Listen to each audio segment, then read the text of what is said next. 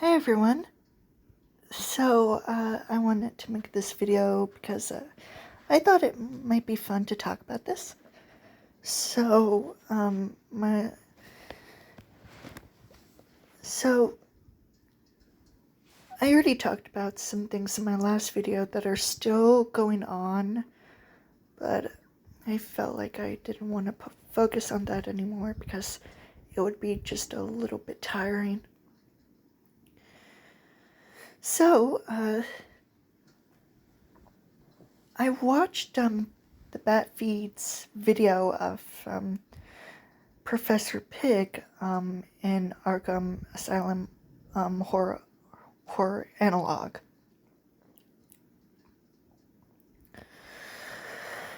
And it was basically Five Nights at Freddy's in the Batman universe, which I thought was kind of interesting. But also, if it was a real thing, I would 100% love it, because I loved Batman when I was a kid, and I also love Five Nights at Freddy's. And the Bat Feeds videos of Gotham in 1889 or 1919 to 1939. They were like really, really interesting. And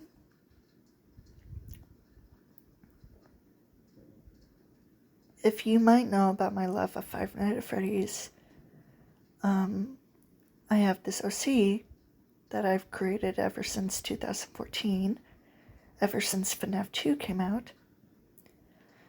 And here she is. If you're new to my channel, if you don't know who this character is, this is Quinnsezl Schmidt, the daughter of Mary and Mike Schmidt. Mary Schmidt from the fan-made game Five Nights at Candy's, and Mike Schmidt, or Michael Afton, from Five Nights at Freddy's, the protagonist of most of the FNAF games, like FNAF 1, FNAF 3, maybe, FNAF 4, FNAF 5, and FNAF 6.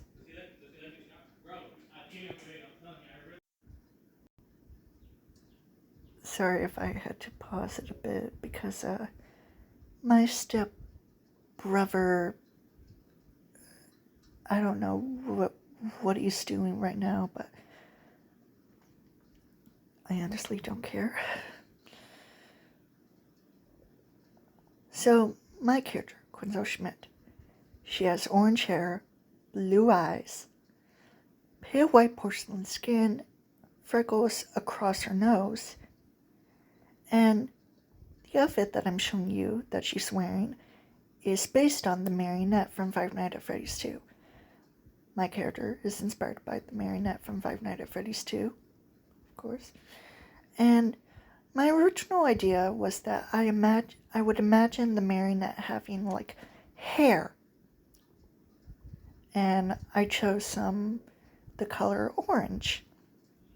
And I thought, why not I make a character based on that idea?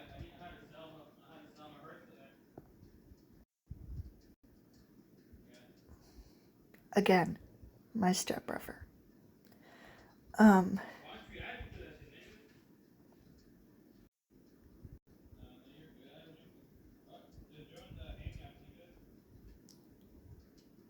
He's in the bathroom. Okay, back to what I was saying. My character is obviously based on the marionette from Five Nights at Freddy's 2. I based on the idea of the marionette having orange hair, and people originally thought that the marionette was a girl back then. So my character is obviously female.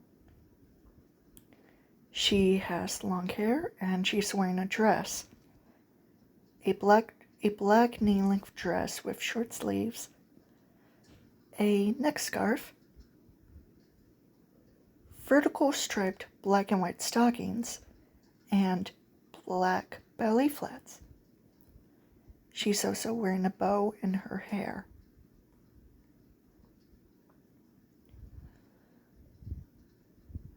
Now,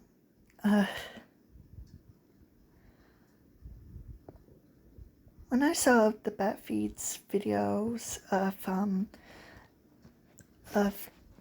Gotham in 1889 and 1919 to 1939, I thought about my character Quinnsezl. If anyone would be surprised by that, and decided to make her what she would look like in 1889 and 1919. However, most of that story takes place around the early-ish 1920s, so it doesn't even matter anymore to me, but that's okay.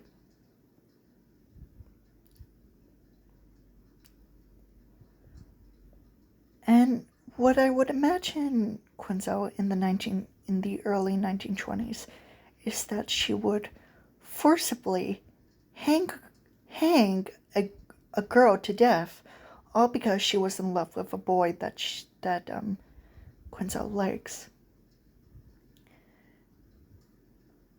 And she was obviously jealous.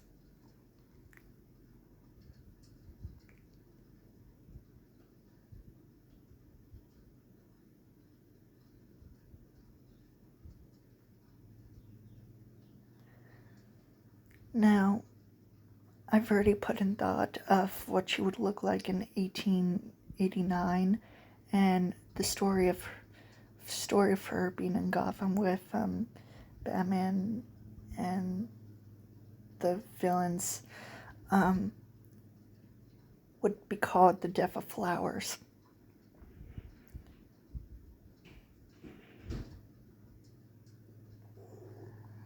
Oh God, this is awkward. Oh!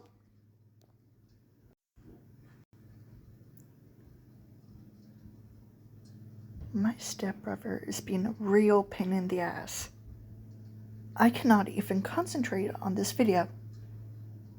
Because I'm just my awkward self. I'm just rambling constantly, trying to figure out what to talk about. And I'm sorry, but honestly, he's just driving me nuts right now.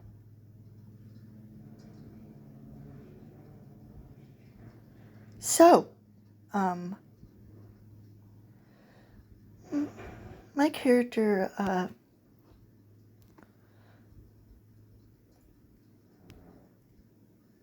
wanted her, like, fashion to be part of, to be mostly inspired by the 1960s. And I would also feel like she would be drawn to vintage. She would wear, like, vintage clothing, not just the 1960s, but the 1950s, 40s, and 30s. Because the 30s to 60s involved knee-length dresses, and some of them also had short sleeves and Peter Pan collars.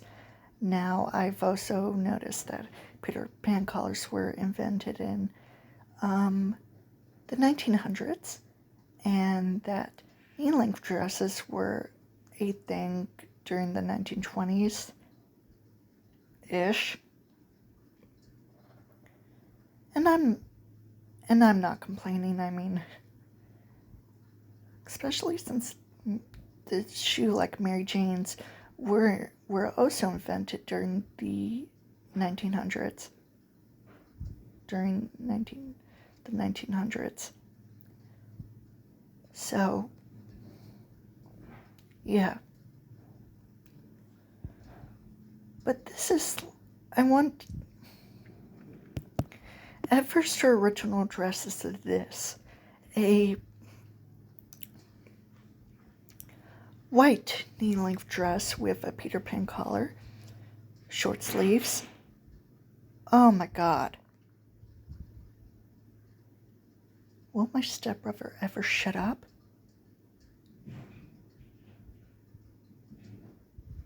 Apparently not. Anyway, she also has gloves, short wool gloves, white stockings, black Mary Janes, a white bow in her hair, and a silver brooch, or like a medallion, below her Peter Pan collar.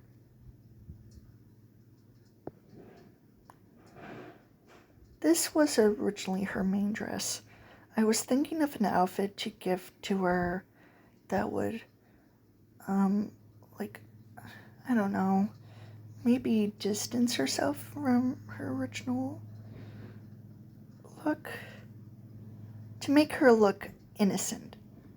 And white symbolizes innocence and purity. Pure white. And she honestly looks really cute. However, I thought about just recently, and I thought that considering that I made this also inspired by the original inspiration when I created the character in the first place, a dress based on the marionette. And this would also be like a secondary main dress for her.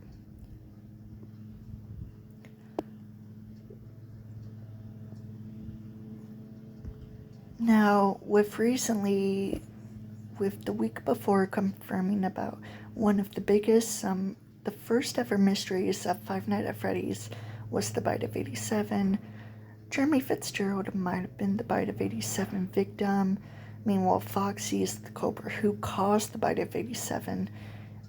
I don't know. I mean, thankfully, the victim of the Bite of 87 is not a child, so I'm relieved about that.